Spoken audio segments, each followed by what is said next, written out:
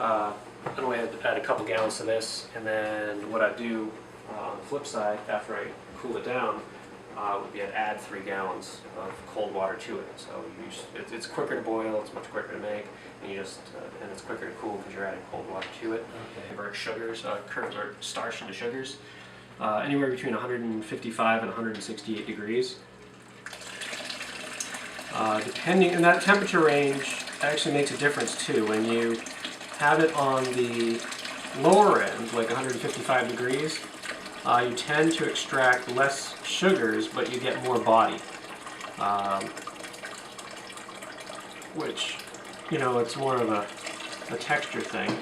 Whereas if you do it on the higher end of the spectrum, you tend to get more sugars out. This stuff is really, really fine, so I tend to put it right in there. As you can see, the humidity, it's really, really super dry, so it just absorbs moisture like you wouldn't believe. So depending on, again, you don't have to use these liquid ones. It depends what you're trying to do. The dry malts tend to have a higher, what they call an extract efficiency. So for pound, you'll get more sugars out of the powders than out of the liquids. And it's also much easier if you don't want to go with all grain. It's much easier if you're making a light beer to get that light color using powder, because as you boil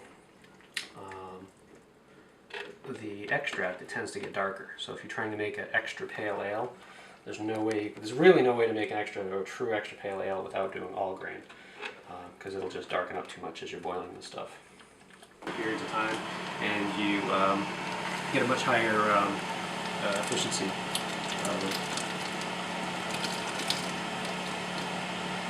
There. That's going to smell really good today. In a lager, the difference between a lager and an ale is an ale, the yeast ferments on the top at a much warmer temperature, like 68 degrees. A lager, the yeast ferments on the bottom, so you can see it down there, and at a much cooler temperature, like 40 degrees, and it's sanitary. There. And then you just let gravity do the rest. Yep, just move from one to the other, and then what I'm going to do is, this is the last stage for this one. It's the third time it's been transferred. I transferred it a couple weeks ago.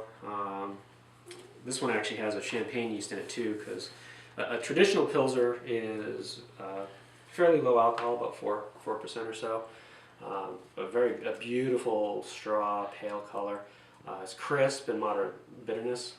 This one is an Imperial Bohemian Pilsner, which just means I took the same basic characteristics, but I really amped up the fermentable sugars. So this one's going to be close to like 10% or so, and it's going to have a little more malty profile. So this one's going to be good.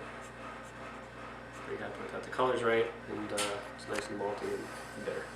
It's just the way a Bohemian Pilsner should be.